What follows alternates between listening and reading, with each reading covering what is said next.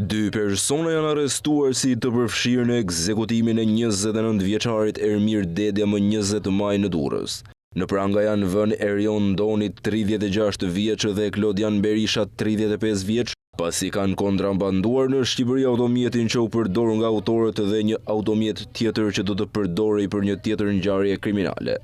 Në kërkim është shpallur 33 vjeçari Giuliano Dyrmishi për sigurim të kushteve dhe mjeteve materiale për të kryer vrasje dhe për kontraband të mallrave. Nga hetimet ka realizuar se këta persona kanë kontrabanduar 2 automjete tip Seat, njëri prej të cilëve është shitur dhe më pas është përdorur gjatë vrasjes së Ermir Dedjas. Shërbimet e policisë kanë bërë të mundur gjetjen dhe sekuestrimin në cilësinë e provës materiale të automjetit tip Seat, i cili ishte kontrabanduar me qëllim për të përdorur për një ngjarje tjetër kriminale. Kështu në total shkon në 5 numri personave të identifikuar si të përfshirë në vrasjen e 29 vjeçarit në lagjen numër 18, antari i grupit të Avdulajve në Durrës.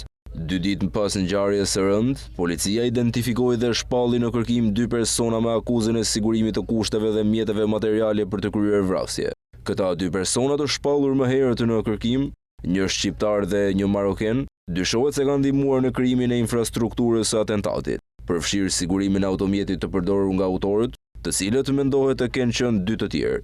Ekspertët e kriminalistikës kanë sekuestruar disa prova nga automjeti i djegur në Gërdecë dhe janë në pritje të analizave laboratorike.